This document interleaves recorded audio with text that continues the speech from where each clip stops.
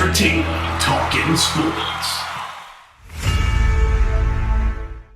What is going on, Hoops fans? Back at it with another New York Knicks video. Now that the NBA draft is over, I want to get a quick video up recapping what the New York Knicks did yesterday, giving my opinions on the roster right now as we head into free agency, which is just 2 days away. Yes, of course, it's an accelerated process this year due to the pandemic. Everything's kind of condensed together. But going into the draft, I made a quick video on it, and I talked about some of the things that I think the New York Knicks should be looking to do in this year's draft. And the one thing that I really hit home with was three-point shooting. I really thought that the New York Knicks needed to focus on that. It's something they really struggled with last year. They only shot 33%, which I think ranks 28th out of 30 teams in the NBA. And if you can't shoot from distance in this league, you're not going to win a lot of, basketball games. And it's something that they definitely need to improve on. Some of the players that are on the roster and some of the players that they've brought in. And you can't really fully evaluate the offseason until we see what they do in free agency. But coming in, a lot of Knicks fans definitely wanted the Knicks to take a point guard. But one thing I wanted the Knicks to do above all else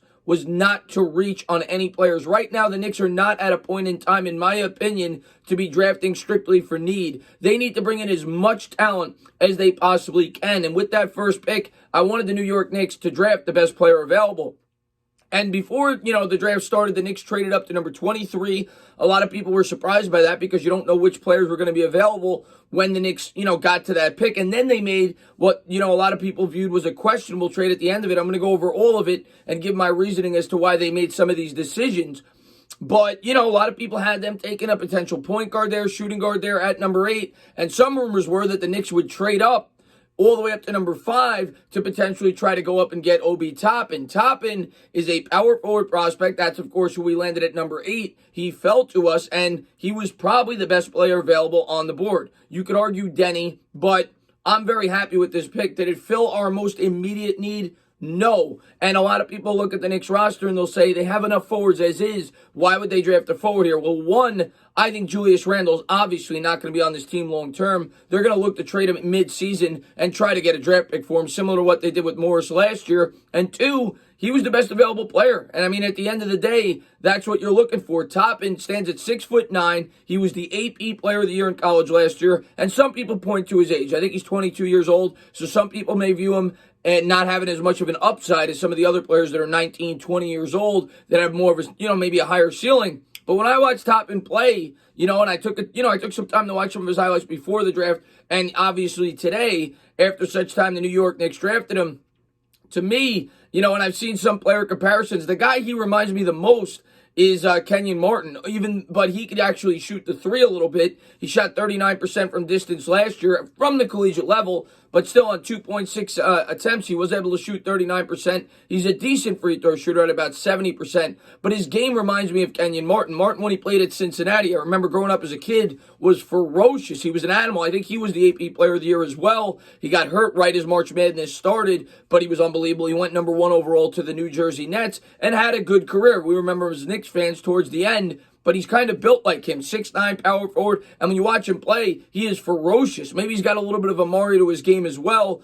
Amari, we remember as Knicks fans, definitely developed a good jump shot as he progressed throughout his career, and Obi Toppin looks like he has good shooting form, so I do think he could be a really nice player here for the New York Knicks. The question is, how will he fit with Mitchell Robinson? And the Knicks, of course, still definitely need a point guard. Or R.J. Barrett, I don't really view as a point guard. They're going to have to go out there and probably sign somebody in free agency, if not a long-term answer, at least a stopgap until such time you solve that problem. But the Knicks, in my opinion, at that pick, they went with the best available player. And the best available player on a lot of people's boards was Obi Toppin. I also loved seeing his response. I mean, his reaction to being drafted by the New York Knicks. He's a hometown kid, and it's very cool to get to see a kid that grew up in New York come back home and now play for the New York Knicks. So I welcome him with open arms. I think it's going to be fun to watch this New York Knicks team, and I think he's going to, have a lot to do with it. I'm already picturing the alley-oop dunks from R.J. Barrett to Obi Toppin. It is going to be fantastic. I cannot wait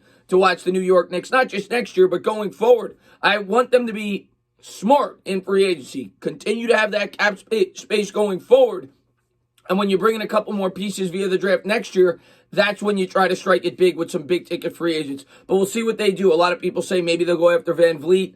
I don't want to be giving that guy a max contract. I know we need a point guard desperately. Then, when they moved up to 23, when it got to them, the Knicks decided to trade down, and they got picks 25 and 33, which when you think about it, the New York Knicks pulled a complete heist. Because when the draft started, before any trades yesterday, the Knicks were picking at 28, and I believe it was 38. I think it was 28 and 38 or 27 and 38. It was 27 and 38. So, in essence, after everything was all said and done, the Knicks moved up 2 spots in the first round, and they moved up 5 spots in the second round. Because they went to 25 and I believe 33 from 27 and 38 by making 2 trades. So that alone, the New York Knicks were able to get more value. They traded down, and then they took Immanuel Quickley out of Kentucky, who I believe was the SEC Player of the Year. Guy is a fantastic shooter, and that is exactly what the New York Knicks needed. Now, I don't know if he's going to be a guy that's going to start for you. He may be a guy that's a specialist off the bench, but regardless, the New York Knicks need very good shooters, and that's exactly what Quickley will bring to the table. He's a 6'3" combo guard. He's obviously viewed more as a shooter. He shot 92% from the charity stripe last year, well, at Kentucky. That is very rare that you see college prospects coming out shooting that high of a percentage from the free throw line, something that R.J. Barrett definitely needs to work on. He also shot, I believe, 42% from distance. So I think Quickley is definitely a guy that's going to come in here and provide some, spark behind the three-point line. So I thought that was a really good pick by the Knicks. Now you could argue maybe they should have taken a guy, somebody else there, but regardless, that was a need. To me, that was their biggest need. They needed sharpshooters, and I think Quickley is going to bring that to this New York Knicks team. As far as the last pick goes at 33, when it got to the Knicks decided to trade out of the pick for a future 2023 second rounder that ended up being from the Detroit Pistons. And I was surprised when they did it because the Knicks, of course, were picking very early in the second round. Now, the explanation, when I looked into it and read things, makes a lot of sense, or could make a lot of sense.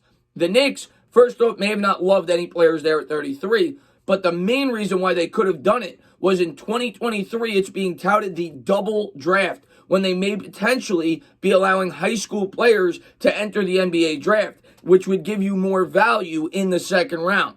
Which, if it is the case, Leon Rose is very forward-thinking there and thinking about the future of this basketball team, trying to get as many assets as he can for that draft. Of course, the Knicks have another first-round pick in that draft, in which they got for the Kristaps Porzingis trade from the Dallas Mavericks. So I believe as of now, they have 2 first-round and 2 second-round picks in that draft in 2023. But as far as the Knicks go, man, I am very happy about the future of this basketball team. I think the future is very bright, and I'm excited to see what Tom Thibedeau could do with this lineup. Like I said, it's not complete yet. I still think we're going to get a point guard. We'll see who it is. People talk about Dragic, Fred VanVleet. Who knows who the New York Knicks will end up with. But one thing I'll say about this Knicks team, they're going to fight every single game under Tom Thibedeau because that's what he's known for. He gets the most out of his players, and I'm happy with Obi Toppin. I mean, that guy's going to have highlight dunk after highlight dunk. He's going to be a fan favorite. Like I said, I think we need to trade Julius Randle before the conclusion of the season and continue to pile up draft picks. But we'll see how the whole season plays out. As always, guys, if you liked what you watched, please subscribe. Drop a comment. Maybe give me a little thumbs up. Cheers.